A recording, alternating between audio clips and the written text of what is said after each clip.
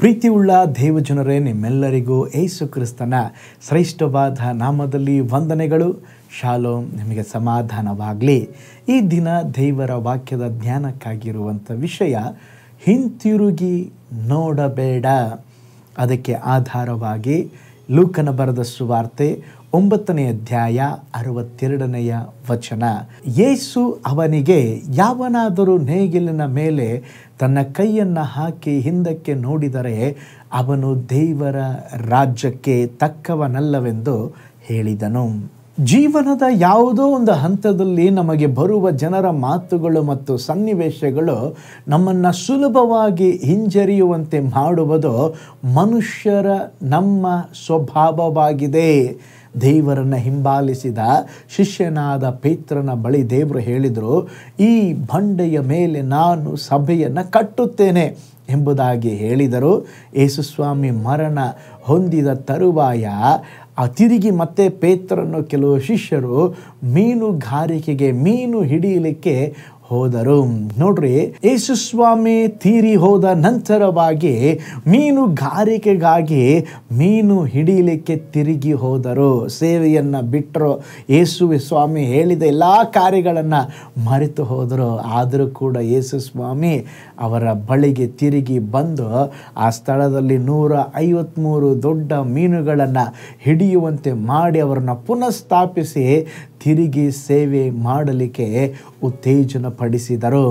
ಎಲಿಯನು ಇಜಬೇಲಳ ಆ ಮಾತಿಗೆ ಹೆದರಿ ಅವನು ಸೇವೆಯನ್ನು ಬಿಟ್ಟು ಒಬ್ಬಂಟಿಯಾಗಿ ಸತ್ತು ಹೋಗ್ಬಿಡೋನೆಂಬುದಾಗಿ ದೇವರ ಹತ್ರ ಪ್ರಾರ್ಥಿಸ್ತಾ ಇದ್ದಾನೆ. ದೇವರೇ, ನನ್ನ ಜೀವವನ್ನು ತೆಗೆದುಕೋ. ನೋಡ್ರಿ, ಅಲ್ಲಿ ಸಹ ದೇವರು ಒಬ್ಬ ದೇವದೂತನನ್ನು ಕಳುಹಿಸಿ ಅವನನ್ನು ಬಲಪಡಿಸಿ ತಿರುಗಿ ದೇವರು ಅವನು ಮುಂದೆ ಮಾಡಬೇಕಾದಂಥ ಒಂದು ದೊಡ್ಡ ಯೋಜನೆಯನ್ನು ಸ್ತೋತ್ರ ಕೊಟ್ಟರು. ಪ್ರೀತಿಯುಳ್ಳ ದೇವಜನರೇ, ನಮ್ಮ ಜೀವಿತದಲ್ಲಿ ದೇವರನ್ನ ನಂಬಿದ ಮೇಲೆ, ಸೇವೆಗಾಗಿ ಬಂದ ಮೇಲೆ ಒಂದು ಕಾಲಕ್ಕೂ ನಾವು ಹಿಂತಿರುಗಿ ನೋಡಬಾರದು. ಅದಕ್ಕೆ ವಾಕ್ಯ ಹೇಳುತ್ತದೆ, ನೇಗಿಲಿನ ಮೇಲೆ ಕೈ ಹಾಕಿದ ಮೇಲೆ ಹಿಂತಿರುಗಿ ನೋಡಿದರೆ ಅವನು ದೇವರ ರಾಜ್ಯಕ್ಕೆ ಬಾಧ್ಯನಲ್ಲ ಅಂತೆ. ಒಂದು ಅದ್ಭುತ ಸಾಕ್ಷಿಯನ್ನು ನಿಮ್ಮೊಂದಿಗೆ ನಾನು ಹಂಚಿಕೊಳ್ಳುತ್ತೇನೆ. ಡಾಕ್ಟರ್ ಚಾರ್ಲ್ಸ್ ಲ್ಯಾಂಬಿ ಸುಡನ್ನಲ್ಲಿ ಅವರು ವೈದ್ಯಕೀಯ ಮಿಷನರಿಯಾಗಿ ಕೆಲಸ ಮಾಡಿದವರು. ಅವರು 1917ರಲ್ಲಿ ತಮ್ಮ ಸ್ವಂತ ದೇಶವಾದ ಅಮೆರಿಕಕ್ಕೆ ಹೋದರು.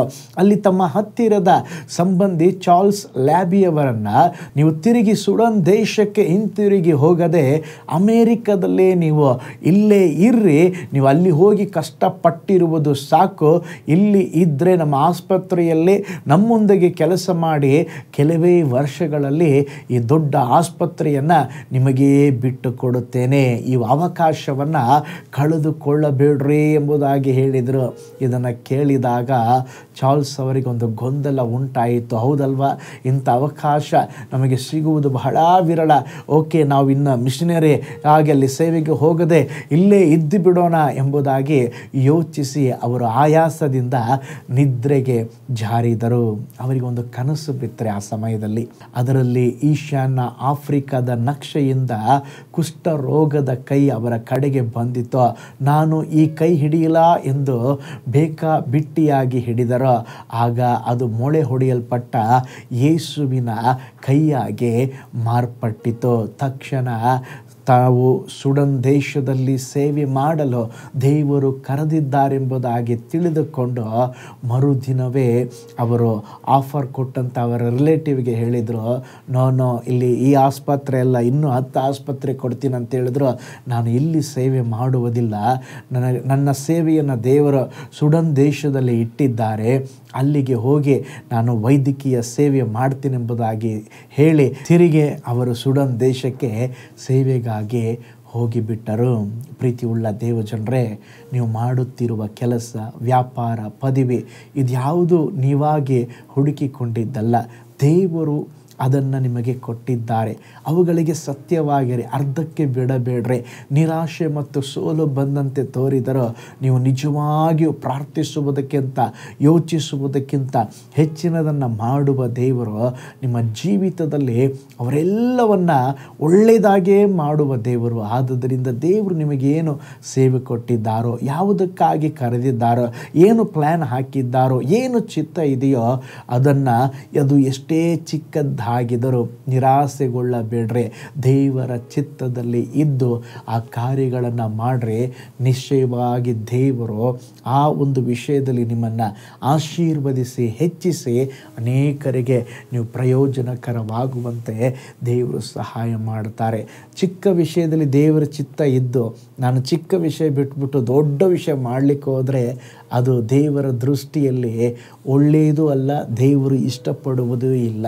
ತಂದೆಯ ಚಿತ್ತದಂತೆ ಮಾಡುವವರು ಮಾತ್ರ ಪರಲೋಕ ರಾಜ್ಯದಲ್ಲಿ ಪ್ರವೇಶಿಸ್ತಾರೆ. ಹಾಗಿರೋದಾದರೆ ದೇವರ ಚಿತ್ತಕ್ಕೆ ಒಪ್ಪಿಸಿಕೊಡೋಣ. ಕರ್ತನೇ, ನನ್ನ ಜೀವಿತವನ್ನು ನೀನು ಯಾವುದಕ್ಕಾಗಿ ಕರೆದಿದೆಯೋ, ಯಾವುದಕ್ಕಾಗಿ ನಮ್ಮನ್ನು ಬೇರ್ಪಡಿಸಿದ್ದೀರೋ ಅದಕ್ಕಾಗಿ ಆ ಕಾರ್ಯಗಳನ್ನು ಮಾಡಲಿಕ್ಕೆ ನನ್ನ ಜೀವಿತವನ್ನು ಸಂಪೂರ್ಣವಾಗಿ ಒಪ್ಪಿಸಿಕೊಡುತ್ತೇನೆ.